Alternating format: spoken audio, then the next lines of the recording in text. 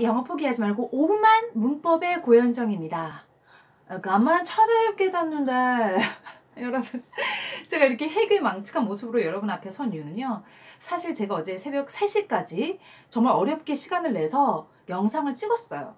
그런데 내용이 영 마음에 들지 않아서 다시 찍고 싶은데 화장할 시간도 렌즈 낄 시간도 없어서 제가 모자를 눌러 쓰고 안경 위에 이렇게 렌즈까지 이렇게 선글라스를 끼고 왔습니다. 나중에 이 영상 보고 제가 이불킥을 하지 않을까 고민도 되고 걱정도 되고, 하지만 여러분을 위하는 이 마음만 좀 기억을 해 주시기 바랍니다. 오늘은 동사 스페셜 제2탄입니다. 지난 시간에 비동사 함께 했고요. 오늘은 일반 동사입니다. 자, 일단 동사란 무엇이었는지 기억나세요? 그렇죠. 동사라는 것은 사전상 뭐뭐다, 한다 라고 해석이 되는 모든 단어라고 했습니다. 자, 그 중에서 일반 동사란 가장 일반적인 동사로서 예를 들면 먹는다, 요리한다, 춤춘다, 노래한다와 같이 우리의 구체적인 행동을 묘사하는 동사들입니다. 자, 이런 동사들을 대함에 있어서 우리에게 세 가지 과제가 주어져요. Three missions. 정리해봤습니다. 함께 하시죠. 두둥. 일반 동사 Three missions. 자, 세 가지입니다. 첫 번째는요, 여러분이 묘사하고 싶은 행동, 혹은 여러분이 듣고 이해하고 싶은 여러 가지 행동들이 있을 거 아니에요. 그쵸? 여러분 외국 나갔어요. 외국인 친구들 사귀어요. 그럴 때요. 그러면 알고 싶은 동사들을 찾으셔서요, 그 철자와 발음, 정확한 의미까지 최대한 많이 암기하시면 됩니다. 이거는 뭐 당연하죠. 그쵸? 여러분이 많이 암기하실수록 많은 문장을 만드실 수 있을 겁니다. 이게 첫 번째 미션입니다. 두 번째 미션은요, 시제에 따른 모양의 변화까지 암기해 주셔야 한다는 겁니다. 자, 동사의 가장 큰 특징 중에 하나가 시제가 있다는 거죠. 예를 들어서 설명해 보죠. go, 가다라는 의미의 동사입니다. 자, 이게 만약에 나는 평소에 목욕탕 가요. 평소에 저는 도서관에 갑니다. 평소에 간다 라고 얘기하고 싶으면 goes 라고 해서 이 s를 붙여서 얘기하거나, 혹은 원래 모양 그대로 얘기하거나 둘 중에 하나를 선택을 하십니다. 자, 무엇을 선택할지는 앞으로 차차 공부하시게 될 겁니다. 이렇게 평소에 이렇다라는 것을 우리는 현재형 시제다라고 얘기를 합니다. 그런데 어제 갔어요. 일주일 전에 갔어요. 저는 1년 전에 갔어요. 라고 과거에 그랬다라고 얘기하고 싶을 때는 went 라고 표현을 해야 돼요. 모양이 아예 바뀌어버렸어요. 이러준다. 어쩌긴요, 여러분? 암기하셔야 됩니다. 평소에 간다라고 할 때는 뭘 붙이면 되지만 과거에 갔었다라고 할 때는 모양이 아예 바뀌어요. 그래서 과거형 반드시 모양까지 암기해 주셔야 합니다. 만약에 나 내일 갈 거예요. 저 다음 주에 갈 거예요. 라고 미래에 갈 거다 라고 얘기를 하고 싶어요.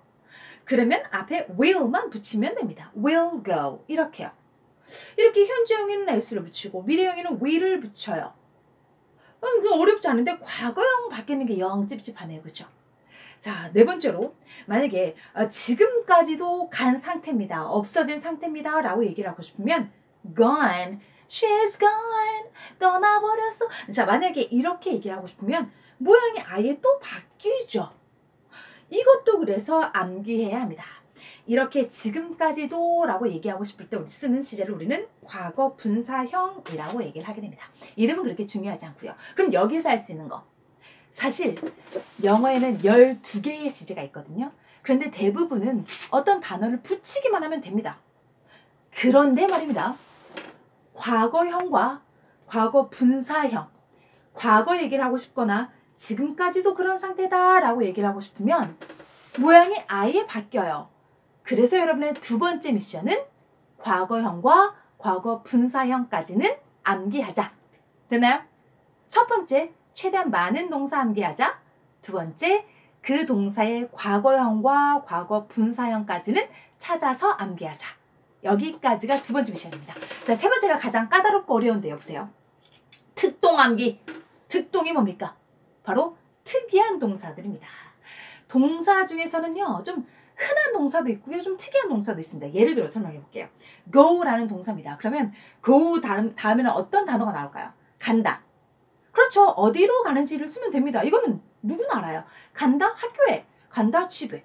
너무 자연스럽죠? 특이한 동사가 아닙니다. 그런데 let은 허락하다라는 의미거든요. 그럼 그 다음 뭐가 나올 것 같아요? 허락한다? 좀 예측이 잘 안 되죠? 허락한다. 무엇을 뭐 하게 허락한다가 나와야 해요. 이렇게 하나가 아니라 두 개가 나와야 하는 것도 특이하고 뭐가 나와야 할지도 잘 상상이 가지 않는 이런 특이한 동사들을 외워야 한다라는 겁니다. Let it go, let it go 이렇게 하나가 아니라 두 개가 와야 하는 특이한 동사들 혹은 하나가 와야 하지만 좀 특이한 모양이 와야 한다. 뒤에 따라오는 아이들이 좀 특이하게 생겼다. 이런 아이들을 우리는 특동이라고 하는데 그 아이들은 여러분 반드시 따로 암기해 두셔야 합니다. 특히 나는 수능을 본다. 나는 공무원 준비를 한다. 토익을 준비한다. 지테일프를 준비한다. 각종 시험에 대비하는 학생들이라면 반드시 특이한 동사들 예를 들면 사역동사, 지각동사, 오형식 동사 등등을 따로 공부하셔야 한다라는 겁니다. 되셨나요, 여러분? 오케이, 좋습니다. 정리해드립니다. 첫째, 일반 동사 최대한 많이 발음과 철자까지 암기할 것. 둘째, 그 동사의 과거형과 과거 분사형은 모양이 아예 달라지는 경우가 많으니 함께 암기할 것. 세 번째, 뒤따라 나오는 애들이 좀 특이한 특동들, 사역동사, 지각동사, 오형식 동사 등등 이름이 이상한 동사들은 따로 공부할 것입니다. 되셨나요? 오케이, 좋습니다. 오늘 일반 동사였습니다. 뿅!